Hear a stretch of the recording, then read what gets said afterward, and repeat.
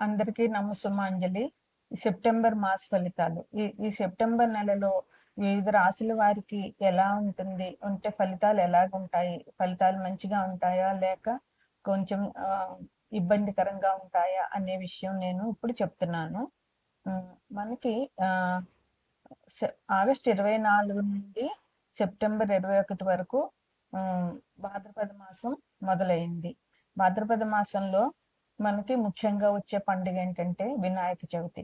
అది ఆగస్టు నెలలోనే జరిగిపోయింది. ఆగస్టు 27 వినాయక చవితి. ఆగస్టు 27 నుంచి గణేష్ నవరాత్రులు మొదలైనాయి. అది ఎప్పటి వరకు అంటే 6వ తారీఖు సెప్టెంబర్ 6వ తారీఖు వరకు గణేష నవరాత్రులు జరుగుతుంటాయి. ఆరో ఆరో తారీఖున అనంత పద్మనాభ చతుర్దశి. ఆ రోజు గణేష్ని నిమజ్జనం చేస్తాము. అయితే సెప్టెంబర్ నెలలో వచ్చే ముఖ్యమైన విశేషాలు ఏంటంటే సెప్టెంబర్ 5వ తారీఖు ఉపాధ్యాయ దినోత్సవం, టీచర్స్ డే. ఆ రోజు పిల్లలందరూ కూడా గురువుని పూజించి గురువు ఆశీర్వాదాలు తీసుకోవాలి. 6వ తారీఖు అనంత పద్మనాభ చతుర్దశి మరియు గణపతి నిమజ్జనం. 7వ తారీఖు సంపూర్ణ చంద్రగ్రహణం. ఆ రోజు ఈ సంవత్సరంలో వచ్చే మొట్టమొదటి గ్రహణం సంపూర్ణ చంద్రగ్రహణం. ఇది మన ఇండియా కూడా ఉంటుంది. ఎప్పుడంటే సంపూర్ణ చంద్రగ్రహణం ఇది రాహుగ్రస్తమైనటువంటి చంద్రగ్రహణం. రాత్రి 9:56 మొదలవుతుంది. తెల్లవారుజామున 1:26కి రిలీజ్ అవుతుంది. అంటే అంతసేపు ఇంచుమించుగా 3:30 సేపు ఈ గ్రహణం ఉంటుంది.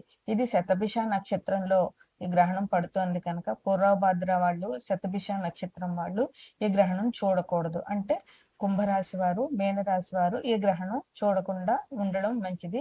గ్రహణం అయిపోయిన మరుసటి రోజు వారి శక్తి కొలది దానాలు ఇవ్వడం చాలా మంచిది. ఇక సెప్టెంబర్ 22 నుండి అక్టోబర్ 2వ తారీఖు వరకు దేవీ నవరాత్రులు. ఇది చాలా విశేషమైన అమ్మవారి పూజ అందరికీ తెలుసు.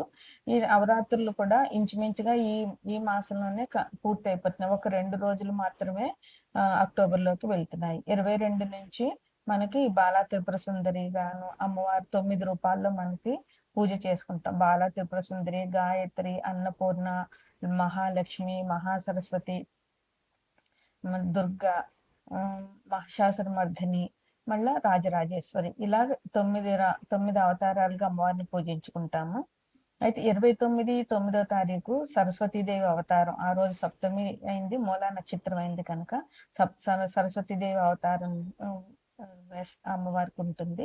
అందుకని విద్యార్థులందరూ కూడా సరస్వతీదేవిని పూజ చేసుకుని అమ్మవారి దర్శనం చేసుకుంటే మంచి వారి విద్య ఎటువంటి ఆటంకాలు లేకుండా వస్తాయి. ప్రజలందరూ కూడా ఈ నవరాత్రులు చేసుకోవడం వల్ల అమ్మవారి అనుగ్రహాన్ని మనం పొందుతాము. ఇవి ఈ నెలలో విశేషంగా వచ్చేటటువంటి పండుగ. తదుపరి రాశి కన్యా రాశి. ఈ రాశికి అధిపతి బుధుడు. కన్యా రాశిలో ఉత్తర 2, 3, 4 పాదాలు, హస్త 4 పాదాలు, చిత్త 1, 2 పాదాలు ఉంటాయి. కన్యా రాశిని లగ్నంగా తీసుకుంటే 12 రాశుల్లోనూ కన్యా రాశిలో ఇప్పుడు ప్రస్తుతం శుక్రుడు సంచరిస్తున్నారు. కుంభంలో రాహు సంచరిస్తున్నారు. మీనంలో శని వక్రించి సంచరిస్తున్నారు. మిథునంలో గురువు సంచరిస్తున్నారు. కర్కాటకంలో శుక్రుడు సంచరిస్తున్నారు. సింహంలో బుధుడు, రాహువు, కేతువు సంచరిస్తున్నారు. అంటే ఈ లగ్నాది కన్యా రాశి అధిపతి అయిన బుధుడు వ్యయంలో ఉన్నారనమాట. బుధుడు తెలివితేటలకి కారకుడు. మన సమయస్ఫూర్తిగా ఎక్కడ ఎలా మాట్లాడాలి, మనం మాట్లాడడానికి తడబడకుండా మంచిగా మాట్లాడగలిగే శక్తిని, తెలివితేటల్ని బుధుడిస్తాడు. అందువల్ల బుధ గ్రహాన్ని పూజించడము, విష్ణు స్తోత్ర పారాయణం చేయడం వల్ల బుధుడు మనకి అనుకూలంగా ఉంటాడు. ఇక ఈ రాశి వారికి ఈ మాసం ఎలా ఉంటుందంటే మిశ్రమంగా ఉంటుంది. అంటే బాధ్యతలు చాలా ఎక్కువగా ఉంటాయి ఈ రాశి వారికి. వాళ్ళ బాధ్యత నుంచి వీళ్ళు తప్పించుకునే పరిస్థితి లేదు. అందువల్ల బాధ్యతల్ని బరువుగా మోయడం తప్పనిసరి ఈ రాశి వారికి. ఇంకా సమర్థతే, కానీ వీళ్ళు అంత సమర్థులు కూడా. కానీ ఎంత సమర్థులైనా బాధ్యతలు అనేటప్పటికీ ఒక రకమైన బెంగ ఉంటుంది. కానీ మీరు సమర్థులు, మీరు చేయగలరు. అందువల్ల ఎటువంటి బెంగలు పెట్టుకోకుండా ధైర్యంగా మీ బాధ్యతను నెరవేర్చడానికి మీరు మొదలు పెట్టండి. ఇంకా మంగళకరమైనటువంటి కార్యాలు చేస్తారు. అంటే అంటే ఏ పెళ్ళిళ్ళు అయ్యి ఇప్పుడు భాద్రపద మాసం కనుక పెళ్ళిళ్ళు లేకపోయినా కూడా దానికి సంబంధించినటువంటి లేదంటే ఇంకేదైనా పూజలు అట్లాంటివి చేయడం జరుగుతుంది ఈ మాసంలో. ఇక ఆర్థిక పరిస్థితి మీకు చాలా బాగుంటుంది. ఆదాయంలో కూడా ఎటువంటి ఇబ్బందులు లేవు. మీకు ఎన్ని మార్గాలుగా ఆదాయం రావాలో అన్ని మార్గాలుగానే ఆదాయం వస్తుంది. అందువల్ల ఆర్థికంగా ఇబ్బందులు పడవలసిన అవసరం ఈ మాసంలో మీకు లేదన్నమాట. ఇక శత్రువుల వల్ల మీకు ఇబ్బందులు వచ్చే అవకాశాలు ఉన్నాయి. మీ శత్రువులు ఎవరో చూసుకుని వాళ్ళతో జాగ్రత్తగా ఉండండి. సాధ్యమైనంత వరకు వాళ్ళ జోలికి మీరు ఈ మాసంలో పోకండి. వాళ్ళ వల్ల మీకు ఇబ్బందులు వచ్చే అవకాశం ఉంది. ఇంకా మిమ్మల్ని విమర్శించే వాళ్ళు కూడా ఉన్నారు బాగానే. ఆ విమర్శల్ని మీరు విన్నా కూడా చెవిని పెట్టుకోకుండా మీ పని మీరు చేసుకోవడం మంచిది.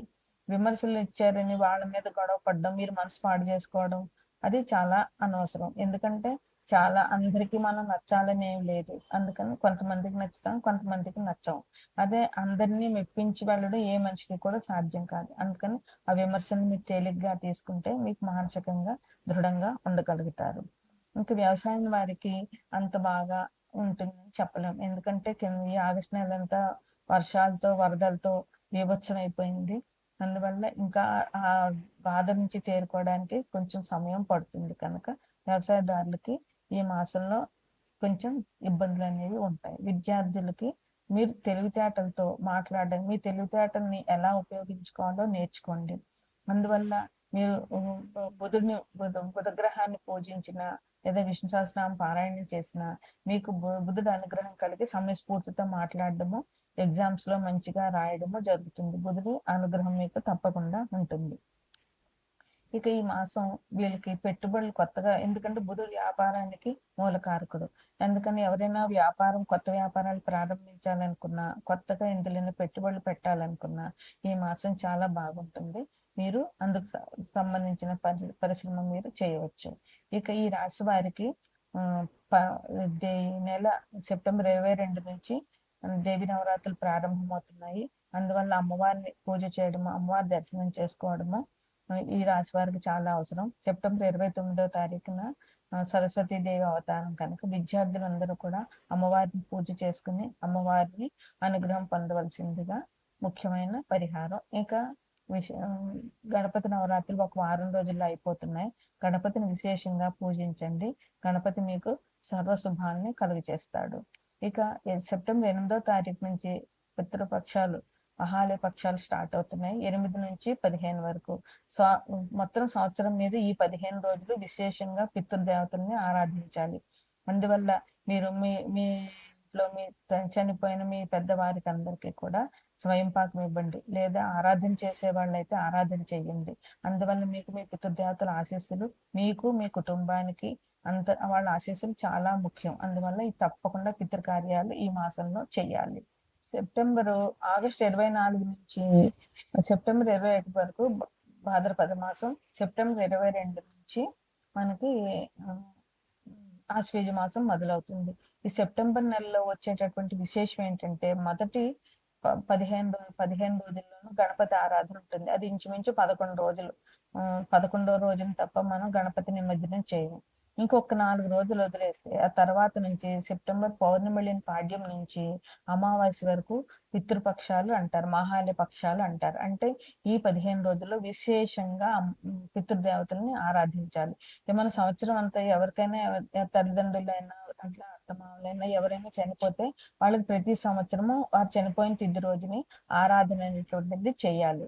అయితే ఈ ఆరాధన చేయలేని ఆ రోజు సంవత్సరం అంతా చేయలేకపోయినా ఈ మహాలయ పక్షాల్లో చనిపోయిన మన బంధువులు, మన మిత్రులకైనా సరే, మన బంధువులు తాత ముత్తాతల నుంచి ఎవరు చనిపోయారో వాళ్ళందరికీ కూడా ఆ రోజు ఈ మహాలయ పక్షాలు 15 రోజుల్లోనే ఆరాధన చేసినట్లయితే ఆ శాపం నుండి తప్పుకుంటాం. మనం ఎప్పుడైతే పితృదేవతలకి ఆరాధన చేయలేదో అప్పుడు పితృదేవతల శాపాలు మన కుటుంబాన్ని పట్టి పీడిస్తాయన్నమాట. అవి పిల్లలకు పెళ్లి కాకపోవడము, ఉద్యోగం రాకపోవడము, ఆరోగ్యం లేకపోవడము, ఇలాంటి కష్టాలన్నీ పితృదేవతలు కలిగిస్తాయి.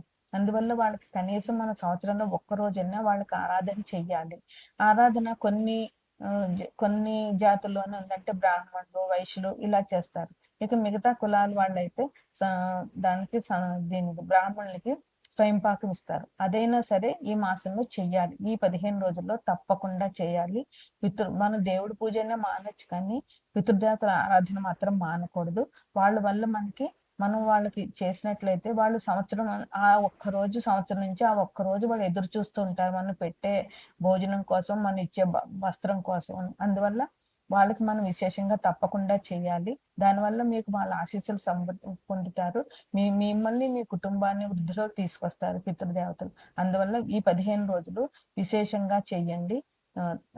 వాళ్ళ ఆశీస్సులు పొందండి. ఇక సెప్టెంబర్ 22 నుంచి అక్టోబర్ 2వ తారీఖు వరకు అమ్మవారి దేవి నవరాత్రులు. ఇవి ముఖ్యమైన నవరాత్రులు.